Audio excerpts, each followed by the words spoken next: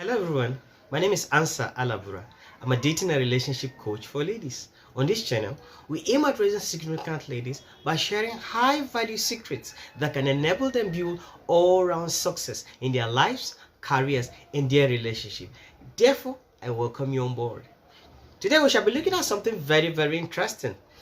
I recently had a chat with my pastor's wife and I wanted to know how the relationship all began, because just 2 weeks ago they celebrated 10 years anniversary, and she shared with me 3 important things, and this is what I'll be sharing with you in this video. So if you're ready, sit tight and let's enjoy the ride.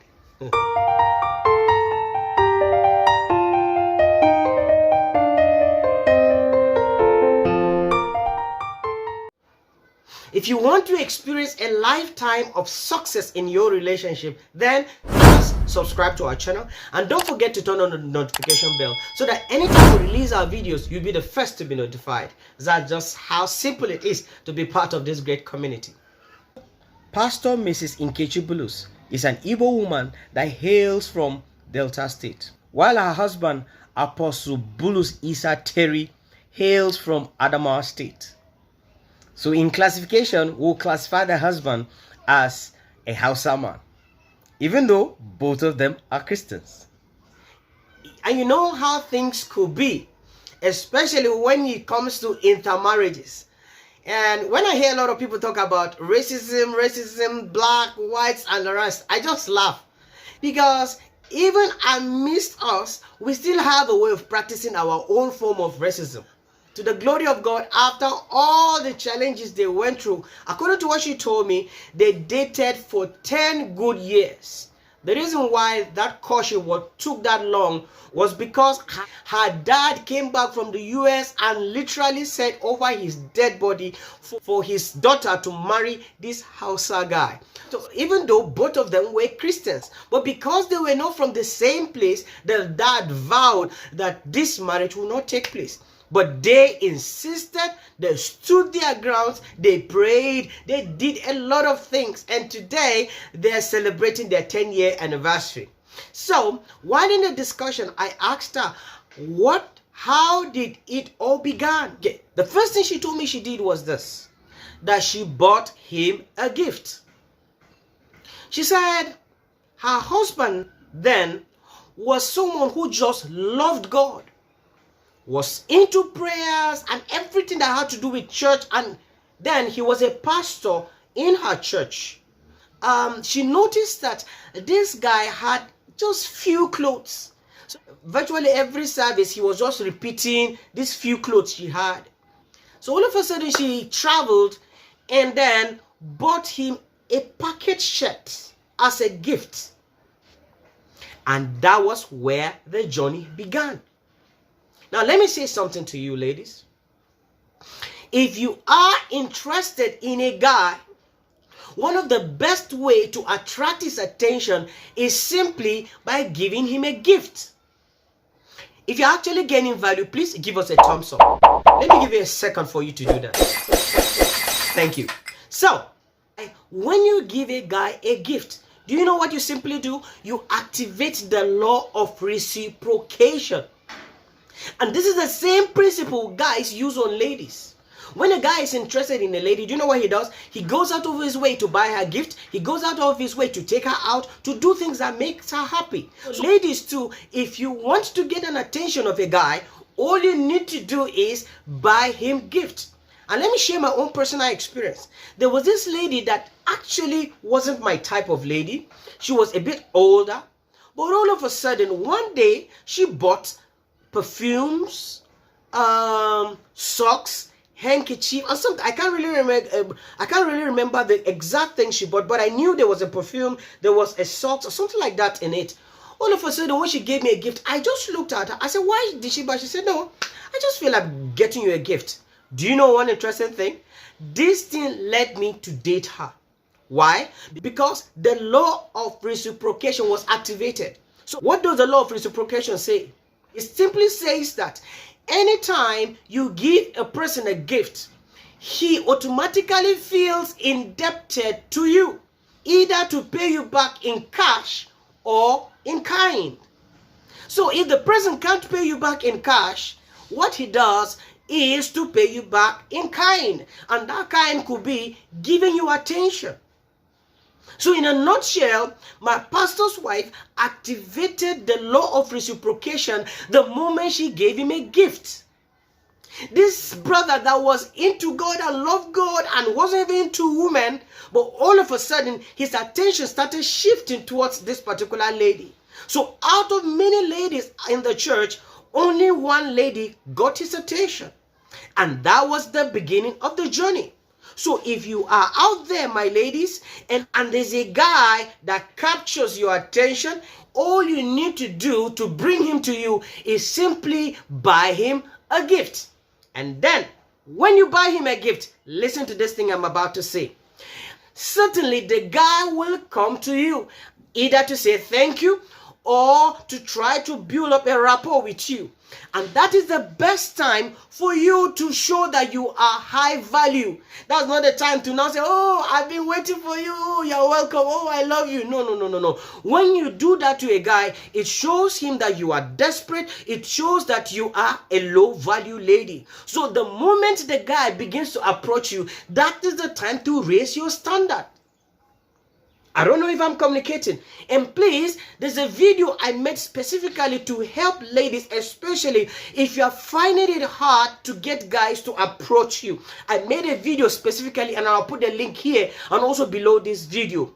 In addition to that, there's a video I also made that spoke about the guy exposing the guy's code. I want you to watch that video. I'll put the link somewhere here. It will also help you to understand how to go about with men, especially in a new relationship. So what am I trying to say? When the guy comes closer, that is the time to set your standard. And then when the guy discovers you are not too cheap, he will pursue you. And in no distant time, a relationship will begin. I don't know if I'm communicating. So that was what my pastor's wife did. She attracted him with a gift. And today they are 10 years in marriage. So the second point she mentioned was this. She supported his vision. Now, this particular word can never be overemphasized. Let me say this to you, ladies. Any lady who can't support a man when he's going through a process, or when he's building up something, or when he's pursuing his career or pursuing his passion, that woman has no place in his future. But any woman that can take out time to support and become integral part of his build-up, I tell you the truth, this woman will never be forgotten. This man will cherish her for the rest of his life. Let me say this. My pastor then was running a church in a primary school. And he needed loudspeakers, microphones to preach the gospel. So when he shared that with his woman, what she did was, she went, sold her gold, and raised the cash and sent it to him. He used that money and bought all the needed stuff.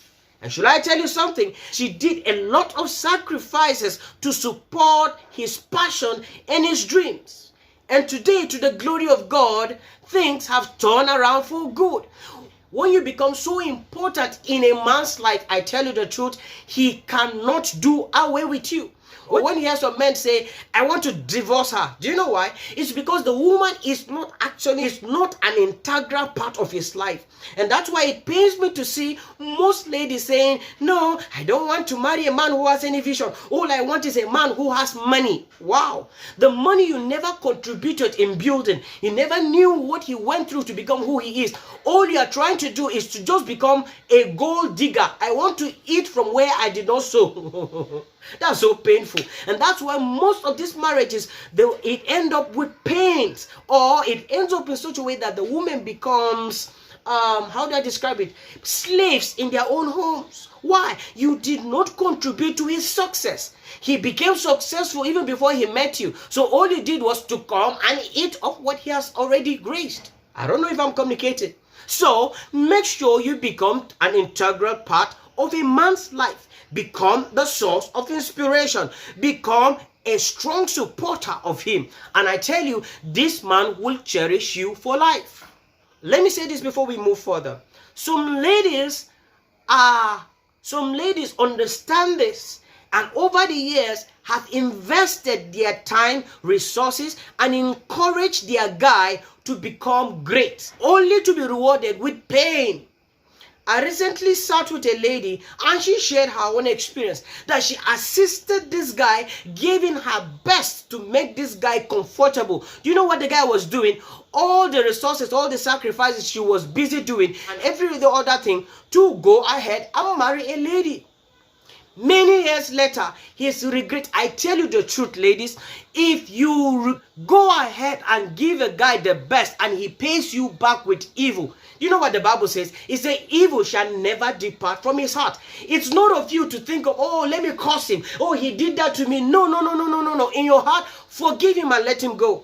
Man, God shall not be mocked. Whatsoever a man soweth, so shall he reap. What did you sow? You sowed goodness. You sowed encouragement. And what did he pay you back with? He paid you back with evil. I want you to put your mind at rest. Forgive him and let him go. Let me let you know, this seed you've sown will always come back to you in double fold. It may not necessarily be him, but I'm sure God has a way, or the universe have a way of orchestrating things back to your own favor. Why? Because you sowed good in the past. I don't know if I'm communicating. But the third thing she told me was this. She never gave in to sex. As I said in one of my videos, when a man tells a lady he is in love with her, he literally means he wants to have sex with her. As I said, sex is the driving force behind our decision to date any woman. So if a woman doesn't meet up our requirement for sex, you will never even ask her out. And that's why you hear guys say, she's not my type. When you hear a guy say that word, it simply means she doesn't meet his sexual cravings. So having this understanding, I want you to note that if sex is our driving force, so when we approach a woman, the lady is the one who determines when we get the sex. Are we going to get it immediately? Or is it 1 week later? Or 2 weeks later? Or 1 month later? Let me tell you something. The earlier you give up sex, the earlier your value drops in the relationship. The earlier the cravings the guy has for you drops by the day. If you can maintain this guy up till marriage, that's the best form. I made a video specifically on the best time to give a man sex in a relationship. Please, I'll put it here and also below this video. I will advise you to watch that video. If you forget anything, don't forget that sex should be a reward. If sex can be delayed, his interest will be kept alive. I don't know if I'm communicating. These are the 3 powerful things he shared with me and led him got married to her. And today, they're celebrating their 10-year anniversary. I hope you gain value in this video. I come your way tomorrow with a high value content. From this side, don't forget that I love you. And please take care of yourself.